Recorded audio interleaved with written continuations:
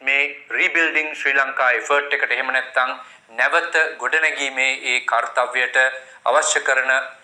මුදල් සම්පාදනය කර ගැනීම සඳහා විදේශයන් විශේෂයෙන්ම විදේශයන් වල ජීවත් වෙන ශ්‍රී ලාංකිකයින්ට අපි ලබා දුන්නා තොරතුරු ඒ තොරතුරු වලට අවශ්‍ය කරන පරිදි මුදල් මේ වෙනකොට ලැබෙමින් පවතිනවා කලින් වතාවකත් මම අපි ලබා දීපු ඒ අප්ඩේට් එකේදී සඳහන් කරුණා ඒ තවත් අප්ඩේට් එකක් සම්බන්ධයෙන් තමයි මේ පිළිබඳව අවධානය දැන් යොමු කරන්නේ ඒ අනුව භාණ්ඩාගාර මෙහෙයුම් දෙපාර්තමේන්තුව විසින් ලබා දීලා තියෙන තොරතුරු වලට අනුව අපිට ලංකා බැංකුවේ තියෙන account එකට එහෙම නැත්නම් ගිණුමට මේ වෙනකොට රුපියල් මිලියන 635කට අධික මුදලක් ලැබුණු බව ලංකා බැංකුව විසින් දන්වා තිබෙනවා මේට අදාළ කරන තැන්පතු එහෙම නැත්නම් transactions 30470කට වඩා අධික ප්‍රමාණයක් මේකට ලැබුණු බව වාර්තා වෙලා තියෙනවා ඒ වගේම ශ්‍රී ලංකා මහ බැංකුව තුල ක්‍රියාත්මක වෙන විදේශ ගිණුම් වල තියෙනවා තැන්පත් කරන්නට පුළුවන් විදේශ මුදලින් තැන්පත් කරන්නට පුළුවන් තවත් ගිණුම් කිහිපයක් ලබා දීලා එම ගිණුම් වලට ලැබුණු මුදල් ප්‍රමාණය රුපියල් මිලියන 61කට ආසන්න ප්‍රමාණයක් ඉතනට ලැබිලා තියෙනවා ඒ අනුව සමස්ත ප්‍රමාණය රුපියල් මිලියන 697යි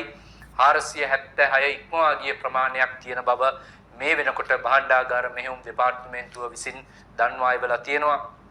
එසේ ඉහළින් සඳහන් කරන්නට යෙදුණු මුදල ලැබී තිබෙන රටවල් පිළිබඳව අපි අවධානය යොමු කරොත් අපිට පේනවා ප්‍රංශයෙන් මේ දක්වා ලැබී ඇති වැඩිම මුදල් ප්‍රමාණය ලැබිලා තිබෙන බව ඊට අමතරව කැනඩාව ඇමරිකාව වගේම කොරියාවෙන් මේ වෙනකොටත් විශාල මුදල් ප්‍රමාණයක් අපේ ලංකාවේ සහෝදර ආදරණීය ජනතාව එවා තිබෙන බව පේනවා. ඒ වගේම තවත් රටවල් ගණනාවක් සමස්තය විදියට රටවල් 33කින් මේ දක්වා මේ ශ්‍රී ලංකාවට මුදල් විදේශ මුදල් වලින් ලැබිලා තිබෙන බව පේන්නට තියෙනවා. ඒ කියන්නේ දිනකට අපිට පේනවා අවම වශයෙන් රුපියල් මිලියන 100කට ඉක්මවා ගිය ප්‍රමාණයක් ඒ ලංකාවෙන් පිටවෙසෙන ශ්‍රී ලාංකික ජනතාව වගේම ලංකාවට ආධාර උපකාර සපයන්නට